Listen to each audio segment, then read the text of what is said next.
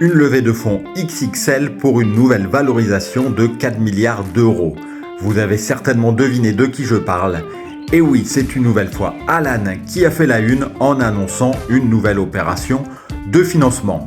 Et c'est sans grande surprise l'info qui a le plus retenu votre attention la semaine passée. Alors petit rappel des faits, Alan vient donc de boucler une série F de 173 millions d'euros.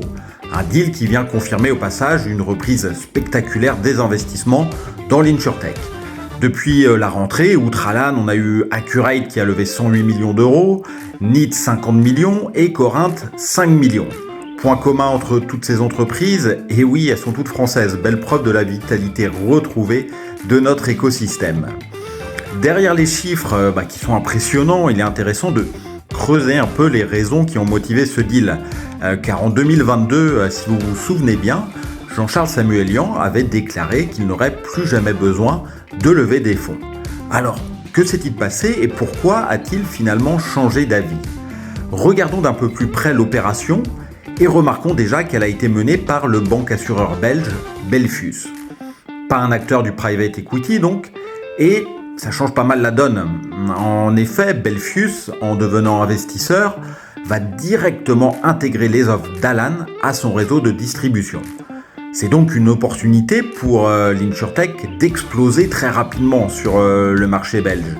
Et je pense qu'Alan a été OK en fait pour ouvrir son capital à ce nouveau partenaire, pour profiter de ce levier et venir concurrencer directement les gros poissons en Belgique. C'est un move stratégique que je trouve ici une nouvelle fois très intéressant. Comme avec les appels d'offres de la PSC des fonctionnaires en France d'ailleurs. Alan diversifie en fait ses canaux d'acquisition pour faire grossir son portefeuille plus rapidement et se donne ainsi les moyens de changer clairement de dimension sans devoir aller chercher les entreprises une à une, ce qui était un peu le cas jusqu'à présent. Alors bien sûr, il faut rappeler, et c'est important, que lever des fonds n'est en aucun cas garantie de succès. Il reste encore du travail pour Alan, qui accuse 30 millions d'euros de pertes au S1 pour atteindre le chemin de la rentabilité. L'une des clés, à mon sens, ce sera la capacité à trouver de la rentabilité technique sur le portefeuille d'assurance. Précisons que le S sur P de l'entreprise était de 92,5% en 2023. En progression de près de 2 points en un an, c'est bien, mais il va falloir encore faire mieux.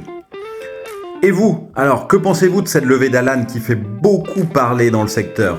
Je suis sûr que vous avez un avis sur la question et je vous attends en commentaire pour poursuivre la discussion.